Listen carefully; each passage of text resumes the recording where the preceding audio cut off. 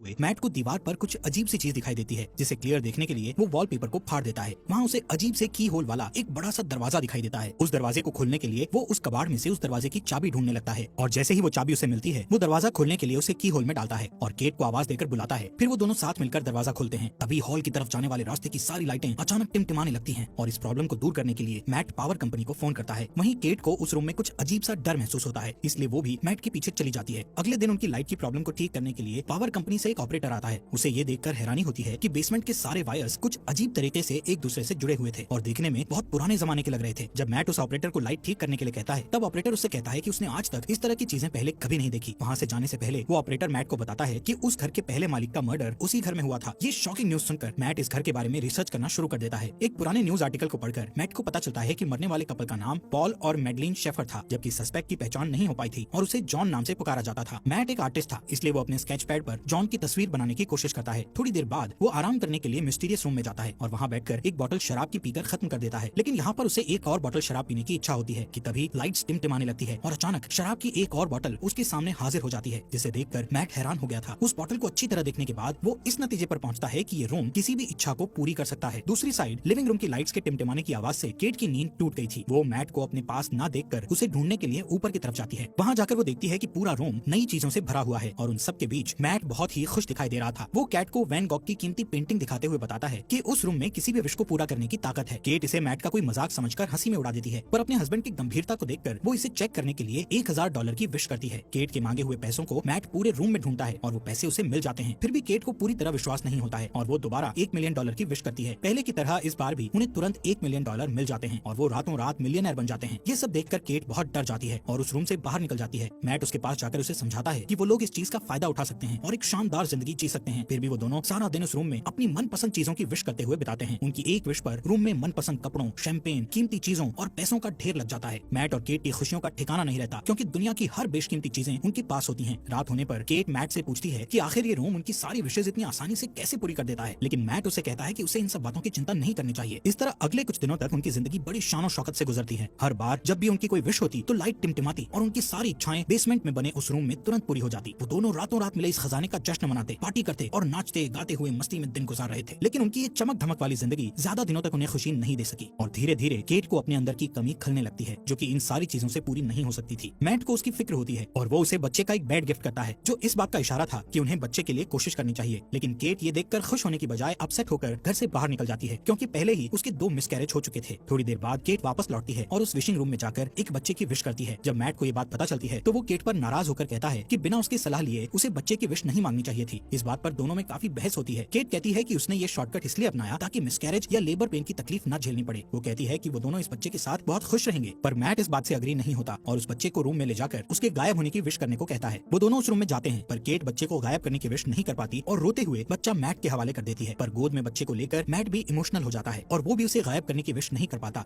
और बच्चे को वापस केट की गोद में डाल देता है। आखिरकार दोनों बच्चे को अपने पास रखने के लिए राजी हो जाते हैं और इस तरह दोनों रातों रात पेरेंट्स बन जाते हैं। सीन शिफ्ट होता है और हम देखते हैं कि मैट की नजर अपने अधूरे ड्राइंग पर पड़ती है, जिसमें वो जॉन का चेहरा बना रहा था। उसे देखकर वो फिर से अपने रिसर्च में लग जाता है और उसे पता चलता है कि वो सस्पेक्ट मर्डरर अभी भी जिंदा है और किसी साइकेट्रिक हॉस्पिटल में मौजूद है। एक दूसरे न्यूज आर्टिकल के मुताबिक जॉन का कहना था कि उससे ये मर्डर उस रूम ने ही करवाया था। ये जानने के तुरंत बाद ही मैट जॉन से मिलने के लिए निकल पड़ता है ताकि उससे उस रूम के बारे में और ज्यादा जानकारी हासिल कर सके। हॉस्पिटल पहुंचने पर नर्स उसे वार्न करती है कि लास्ट 45 सालों में न्यूज रिपोर्टर्स के अलावा कोई भी जॉन से मिलने नहीं आया। ये सुनकर मैट खुद को भी एक रिपोर्टर के रूप में पेश करता है। आखिरकार बूढ़े हो चुके जॉन के साथ मैट की फेस टू फेस मुलाकात होती है और वो उससे उस घर और खासकर उस मिस्टीरियस रूम के बारे में पूछने लगता है। चेहरे पर एक शैतानी मुस्कुराहट के साथ जॉन उसे बताता है कि वो इस पल का बरसों से इंतजार कर रहा था। जब मैट उससे शेफर को मारने की वजह पूछता है, तब वो कहता है कि इसके अलावा उसके पास और कोई चारा नहीं था। फिर बात को बदलते हुए वो मैट को जितनी जल्दी हो सके उस घर को छोड़ देने के लिए कहता है और कहता है कि जिस इंसान की इच्छाएं पूरी नहीं होती उससे ज्यादा खतरनाक वो इंसान होता है जिसकी सारी इच्छाएं पूरी हो जाती हैं। इसके बाद मैट घर लौटते वक्त एक गैस स्टेशन पर गैस डलवाने के लिए रुकता है, पर जैसे ही वो अपने वॉलेट से पैसे निकालता है तो देखता है कि उसके सारे पैसे डस्ट बन जाते हैं। ये देखकर वो तुरंत घर पहुंचता है और इस बात को कंफर्म करने के लिए उस रूम में रखे सारे पैसों को बाहर फेंक देता है। साथ ही वैन गॉग की उस पेंटिंग को भी दरवाजे के बाहर रख देता है। फिर उन सारी चीजों को डस्ट में बदलते हुए देखकर वो समझ जाता है कि वो लोग उस रूम से मिली किसी भी चीज को घर के बाहर नहीं ले जा सकते, नहीं तो वो सारी चीजें डस्ट में बदल जाएंगी। मैट गुस्से में दीवार को तोड़ देता है ताकि रूम की मिस्ट्री को जान सके, पर उसके अंदर उसे उलझी हुई वायर्स के सिवा कुछ नहीं दिखाई देता। उन वायर्स को ट्रैक करना मैट के लिए नामुमकिन था। फिर वो दीवार पर लगे कुछ वॉलपेपर्स को फाड़ता है तो उसे वहाँ उस घर का मैप दिखाई देता है, जिसमें उसे सारे वायर्स के कनेक्शन की जानकारी मिलती है। इसी बीच केट बच्चे को गोद में लिए बाहर की तरफ चली जाती है, पर मैट उसे ये कहकर रोक देता है कि बच्चे को बाहर ले जाना सेफ नहीं है। वो उसे असल वजह नहीं बता पाता। कुछ दिनों बाद एक दिन बच्चा किसी दर्द की वजह से जोर जोर से रोने लगता है और केट से नहीं संभलता। तब मैट उसकी हेल्प करने के लिए बच्चे को गोद में ले लेता है और उसे चुप कराने के लिए बाहर निकल जाता है। पर कुछ ही सेकंड्स में वो बच्चा बड़ा होने लगता है और जब वो लोग वापस घर में घुसते हैं तो देखते हैं कि वो एक बड़ा बच्चा बन चुका था। उस रात मैट केट को बताता है कि वो रोम उनकी हर विश को पूरी कर सकता है, पर वो उसकी दी हुई चीजों को घर से बाहर नहीं निकाल सकते, वरना वो चीजें पुरानी होकर डस्ट में बदल जाएंगी। ये सुनकर केट को बहुत दुख होता है और वो कहती है कि उनका बच्चा कोई सामान नहीं है जिसे वो लोग बाहर नहीं ले जा सकते। उसे अपने बच्चे से बहुत लगाव होता है। वो उसे अपना बेटा ही मानती है और उसका नाम शेन रखती है। अगले कुछ दिनों तक केट शेन को घर पर ही पढ़ाती है और उसे समझाती है कि वो घर के बाहर नहीं जा सकता क्योंकि बाहर डेंजरस जर्म्स हैं जो उसे नुकसान पहुंचा सकते हैं। एक दिन जब केट उसे पढ़ा रही होती है तो वो बाहर जाने की जिद करने लगता है। वो कहता है कि उसने जिंदगी में एक बार भी घर के बाहर कदम नहीं रखा। उसे घर के अंदर सिर्फ दीवारें देखना अच्छा नहीं लगता था, लेकिन केट उसकी सेफ्टी के लिए उसे बाहर नहीं जाने दे सकती थी। इसलिए वो हर बार घर के अंदर आते और घर से बाहर जाते समय दरवाजे पर ताला लगा दिया करती थी ताकि शेन गलती से बाहर कदम ना रख सके। एक दिन उसे मैट का ऑर्डर दिया हुआ एक पैकेज मिलता है तो वो उसे लाकर मैट को दे देती है, पर गलती से फ्रंट डोर लॉक करना भूल जाती है। मैट को पार्सल के अंदर एक ब्रांड न्यू गन मिलती है जिसे वो संभाल कर रख देता है। इस बीच केट पियानो बजाने में बिजी हो जाती है और मौके का फायदा उठाकर शेन चुपके से फ्रंट डोर की तरफ बढ़ता है। वो बाहर की दुनिया देखने के लिए बहुत एक्साइटेड था, इसलिए अपने हाथ को दरवाजे से बाहर निकालकर ताजी हवा को महसूस करता है कि तभी केट की नजर उस पर पड़ती है। वो दौड़कर उसके पास जाती है और अपने बेटे को गले लगा लेती है। उसे सही सलामत देखकर केट को राहत मिलती है। फिर मैट और केट दोनों मिलकर शेन को बाहर जाने से रोकने के लिए पूरे घर की खिड़कियों में लकड़ी के तख्ते लगा देते हैं। उस रात केट की नींद खुलती है तो वो देखती है कि शेन उसकी बेड के पास खड़ा है और वो उससे उसके पास सोने की परमिशन मांगता है। फिर शेन उससे कहता है कि वो हमेशा उसके साथ रहना चाहता है, जिसे सुनकर वो प्यार से उसे अपने गले लगा लेती है। शेन को उसकी बातों से तसल्ली नहीं मिलती और वो कुछ सोचने लगता है। फिर हम देखते हैं कि अगले कुछ दिन मैट अपने गन से शूटिंग की प्रैक्टिस करता रहता है। एक दिन जब वो प्रैक्टिस के बाद घर आता है तो देखता है कि शेन अपने आर्ट स्टूडियो के अंदर स्नो ग्लोब बनाकर खेल रहा है। वो शेन को सख्ती से गेम छोड़कर जाने के लिए कहता है। उसकी डांट सुनकर शेन के हाथ से स्नो ग्लोब गिरकर टूट जाता है। दरअसल मैट ने अभी तक शेन को अपना बेटा नहीं माना था, इसलिए वो उसके साथ बेरुखी से बात करता था। इधर ग्लोब टूटने की आवाज सुनकर केट तुरंत वहाँ पहुँचती है और अपने बेटे के साथ बाप जैसा बिहेव नहीं करने के लिए मैट से बहस करने लगती है। उस रात घर के अंदर चारों तरफ चक्कर लगाते हुए शेन को एक मैप मिलता है जिसे फॉलो करके वो बेसमेंट में पहुंच जाता है जहां उलझी हुई वायर्स के बीच मेन पावर सोर्स था। उन सब से गुजरते हुए वो आखिर उस रूम तक पहुंच जाता है। रात भर पूरे घर में लाइट्स टिमटिमाती रहती है, पर मैट और केट नींद में होने के कारण कुछ नोटिस नहीं कर पाते। अगली सुबह जब मैट की नींद खुलती है तो उसे अपने बगल में एक नया स्नो ग्लोब पड़ा दिखाई देता है और इसके साथ ही टूटा हुआ ग्लोब कुछ दूरी पर रखा हुआ मिलता है। उसी वक्त लाइट्स को टिमटिमाते देखकर वो समझ जाता है कि क्या हो रहा है और तुरंत अपनी वाइफ को जगाता है। दोनों रूम की तरफ भागते हैं और वहाँ जाकर हैरान रह जाते हैं। शेन ने विश करके रूम के अंदर ही एक बड़ा सा आउटडोर एरिया क्रिएट कर लिया था। अब वहाँ रूम की बंद छत और दीवारों की जगह खुला आसमान और एक बहुत बड़ा फॉरेस्ट था जहाँ शेन स्नोमैन बनाने में बिजी था। केट अपने बेटे की बनाई हुई शानदार दुनिया को देखकर खुशी से इमोशनल हो जाती है और उसके साथ खेलने लगती है, जबकि मैट को बहुत गुस्सा आता है और वो उसे हाथ पकड़कर वापस घर के अंदर ले आता है। इस घटना से दोनों के बीच शेन को रूम में जाने और खेलने देने की बात पर बहस होने लगती है। मैट कहता है कि ये खतरनाक हो सकता है, पर केट को ऐसा नहीं लगता। उनकी बहस चलती रहती है कि तभी फोन की घंटी बजती है और परमिशन नहीं होने के बावजूद शेन फोन उठा लेता है, पर जल्दी ही मैट उससे फोन छीनकर खुद बात करने लगता है। दूसरी तरफ जॉन की आवाज सुनकर उसे हैरानी होती है। शेन से बात करके जॉन को पता चल चुका था कि उन लोगों ने एक बच्चे की विश की थी। उधर किचन में रखे एक दूसरे फोन से केट उन दोनों की सारी बातें चुपके से सुन लेती है। जॉन उससे कहता है कि शेन को बाहर की दुनिया में आजादी से घूमने देने के लिए उसे केट की जिंदगी की कुर्बानी देनी पड़ेगी, यानी जब केट मर जाएगी तो शेन पूरी तरह से आजाद हो जाएगा और एक नॉर्मल इंसान की तरह जी सकेगा। फिर उसकी उम्र भी नॉर्मल इंसान की तरह ही बढ़ेगी। वो मैट को ये राज भी बताता है कि वो भी रोम का ही दिया हुआ एक बच्चा था। तब उसकी माँ ने उसके बाप को मार डाला था और उसे बड़ा करके खुद को मारने के लिए कहा था ताकि उसका बेटा आजाद हो सके। फिर वो मैट से कहता है कि उसके पास दो ऑप्शंस हैं, या तो वो केट को मारकर शेन को बचा सकता है या फिर शेन को मारकर केट को बचा सकता है। ये सारी बातें सुनकर केट को बहुत दुख होता है और वो घर छोड़कर चली जाती है, जिससे मैट को उसकी फिक्र होने लगती है। केट खुद को मारने के लिए अपनी कार का एक्सीडेंट करना चाहती थी, पर वो ऐसा नहीं कर पाती। इधर घर पर शेन के साथ मैट का बिहेवियर पागलों जैसा हो जाता है और वो उसकी सारी चीजें फेंक देता है, यहाँ तक कि उसका स्टूडियो तक तहस नहस कर डालता है। फिर थोड़ी देर बाद वो शेन के लिए डिनर तैयार करता है, जो कि कुछ दूर रखे डाइनिंग टेबल पर बैठा होता है। शेन उससे ढेर सारे सवाल पूछने लगता है, जिससे चिढ़कर वो शेन को बता देता है कि वो उनका असली बेटा नहीं है और ना ही उसके कोई पेरेंट्स हैं। इतना ही नहीं, वो गुस्से में आकर शेन को फ्रंट डोर से बाहर निकाल देता है, पर शेन डरकर वापस ऊपर चला जाता है। कुछ ही देर में मैट को अपनी गलती का एहसास होता है और वो शेन के रूम में जाकर उससे माफी मांगने लगता है। फिर शेन उसे स्टोरी पढ़कर सुनाने को कहता है और सारी रात वो दोनों साथ में सोते हैं। जब केट वापस घर लौटती है तो उन दोनों को एक साथ सोते देखकर उसे बहुत अच्छा लगता है। उस रात मैट और केट दोनों इंटीमेसी में बिजी होते हैं कि शेन छुप कर उन्हें देख लेता है। फिर वो उनके सोने का इंतजार करता है और जैसे ही वो सोते हैं शेन चुपके से फ्रंट डोर की चाबी चुरा लेता है। अगले दिन सुबह मैट और केट फ्रंट डोर को खुला देखकर समझ जाते हैं कि शेन बाहर गया होगा। तभी घर के एक अलग हिस्से में शेन को देखकर दोनों हैरान हो जाते हैं, क्योंकि शेन अब जवान हो चुका था, लेकिन उसका दिमाग अभी भी बच्चों जैसा था। वो अपने पेरेंट्स की तरफ गन पॉइंट करके उन्हें धमकाता है तो केट उसे समझाने की कोशिश करती है। इसी बीच मैट शेन के ऊपर कूद पड़ता है और दोनों में फाइट होने लगती है। उधर केट उनकी लड़ाई की वजह से जमीन पर गिरकर बेहोश हो जाती है। कुछ देर बाद मैट उसे जगाते हुए बताता है कि शेन को गलती से गोली लगने के कारण वो मर गया। इस खबर से दुखी होकर केट रोते हुए घर से बाहर निकल निकल जाती है। मैट उसे तसल्ली देकर वापस घर में ले आता है, जहाँ अभी भी वो उदास रहती है। उधर दूसरे रूम में जहाँ उनकी फाइट हुई थी, असली मैट होश में आ जाता है और पूरे घर में अपनी वाइफ की तलाश करता है कि तभी लाइट्स को फिर से टिमटिमाते देखकर वो डरते हुए उस रूम की तरफ जाता है। उसे पूरा यकीन था कि केट और उसकी शक्ल में शेन अंदर ही होगा। इधर केट को बिल्कुल भी खबर नहीं थी कि उसके साथ बैठा हुआ आदमी मैट नहीं शेन है, पर जल्दी ही उसे शेन के आइस खाने की हैबिट से पता चल जाता है कि वो मैट नहीं बल्कि उसकी शक्ल में शेन है। उधर असली मैट अंदर जाने के लिए पूरी ताकत लगाकर दीवार को तोड़ने की कोशिश करता है। आखिर सारे वायर्स को पार करके वो उस रूम तक पहुंच जाता है, जो कि अब एक जंगल था जहाँ ढेर सारे ऊंचे ऊंचे पेड़ थे। वहाँ जाकर मैट को पता चलता है कि शेन ने रूम का यूज करके उस जगह को काफी बड़ा कर लिया था और वहाँ उन्हीं के जैसा एक डुप्लीकेट घर भी बना लिया था। वो ये भी समझ चुका था कि शेन ने उसका रूप केट को किडनैप करके उस डुप्लीकेट घर में रखने और अकेले में उसके साथ फिजिकल होने के लिए किया था। ये ख्याल आते ही अपनी बीवी को वापस पाने के लिए मैट उस जंगल में दौड़ते हुए फाइनली उस डुप्लीकेट घर के अंदर पहुंच जाता है, जहाँ शेन केट के साथ जबरदस्ती करने की कोशिश कर रहा होता है। मैट को अंदर आते देखकर शेन फिर से लड़ाई के लिए तैयार हो जाता है। इधर मौका पाकर केट उठकर भागने ही वाली होती है कि हॉलवे में दो मैट को लड़ते हुए देखकर वो ठिठक जाती है। दोनों में इतनी समानता थी कि वो असली और नकली के बीच पहचान नहीं कर पाती। अचानक एक मैट उसके हाथ को पकड़ लेता है, पर वो उसे धक्का देकर खुद को छुड़ा लेती है और शेन का नाम पुकारती है। वो अपना नाम सुनकर उसकी तरफ देखता है, पर उसके धक्के से गिरकर बेहोश हो जाता है। जमीन पर गिरते ही वो अपने असली रूप में आ जाता है। इधर मैट और केट रूम से बाहर निकलने की कोशिश करते हैं, पर निकल नहीं पाते क्योंकि शेन ने रूम से उनके उसी घर में फंसे रहने की विश मांगी हुई थी। लाख कोशिशों के बाद भी जब वो लोग घर से नहीं निकल पाते तो मैट रुक जाता है और वहाँ से निकलने के लिए कोई उपाय सोचने लगता है कि अचानक फिर से वहाँ शेन आ जाता है और मैट को चाकू घोंपकर मार डालता है। फिर वो केट को समझाने की कोशिश करता है, पर तभी उसे एहसास होता है कि वो दरअसल उनके क्लोन थे, जबकि असली मैट और केट दौड़कर रूम के बाहर जंगल की तरफ भागते हैं और उन्हें पकड़ने के लिए शेन भी उनके पीछे भागता है। मैट और केट के चकमा देने की वजह से वो और भी ज्यादा गुस्से में होता है। असली घर में पहुंचते ही शेन मैट पर अटैक कर देता है, पर मैट उसे अपने साथ खींचकर घर के बाहर ले आता है। अपनी जान को खतरे में देखकर शेन वापस दरवाजे की तरफ भागता है, पर उसके अंदर घुसने से पहले ही केट दरवाजा बंद कर लेती है। शेन मम्मी कहकर उसको पुकारता है और केट घर के अंदर से उसे बूढ़ा होते हुए देखती रहती है। धीरे धीरे उसकी बॉडी गलने लगती है और अंत में वो डस्ट में बदल जाता है। उसकी गलतियों के बावजूद केट उसकी मिट्टी को हाथ में लेकर बहुत रोती है, क्योंकि उसने उसे अपना बेटा मानकर काफी समय उसके साथ बिताया था। फिर मैट उसके पास आता है और दोनों एक दूसरे को गले लगाकर अपना दर्द कम करने की कोशिश करते हैं। फिर सीन शिफ्ट होता है और हम देखते हैं कि 1 महीने बाद वो एक छोटे से घर में सेटल हो जाते हैं और सुकून से रहने लगते हैं। पर थोड़े ही दिनों बाद केट डरते हुए अपना प्रेगनेंसी टेस्ट करती है और रिपोर्ट पॉजिटिव आती है। वो बहुत उलझन में दिखाई देती है क्योंकि उसे पता नहीं होता कि वो बच्चा मैट या शेन में से किसका है। हालात पहले से बेहतर होने के बावजूद उसे लगता है कि वो अभी भी उस रूम में है, क्योंकि लाइट्स फिर से टिमटिमाने लगी थी। इस स्टोरी में हमें दिखाया जाता है कि मैट और केट रूम की दी हुई दौलत के नशे में पूरी तरह से अंधे हो जाते हैं। विशेष पूरी करने की जादुई शक्ति के मिलने से वो अपनी ख्वाहिशों के मामले में कुछ ज्यादा ही लापरवाह हो जाते हैं। यहाँ तक कि कई मिसकैरेज होने के बाद भी वो रूम से रेडीमेड बच्चे तक की ख्वाहिश कर बैठते हैं। उनके नए अपार्टमेंट में लाइट्स के टिमटिमाने से ये कंफ्यूजन बना रहता है कि या तो वो अभी तक उस मिस्टीरियस रूम में है या बिल्डिंग के कंस्ट्रक्शन में कोई गड़बड़ी है। ठीक उसी तरह केट की प्रेगनेंसी भी एक कंफ्यूजन रहती है कि वो बच्चा मैट या शेन में से किसका है, क्योंकि उस घटना से 1 दिन पहले मैट और केट के बीच इंटीमेसी होती है और उस डुप्लीकेट घर में शेन भी उसे सेक्सुअली असॉल्ट कर चुका होता है। इस तरह ये कहानी न सिर्फ विश पूरा करने वाले रूम के इर्द गिर्द घूमती है, बल्कि ये सवाल भी छोड़ जाती है कि आखिर केट के पेट में पलने वाले बच्चे का बाप कौन है।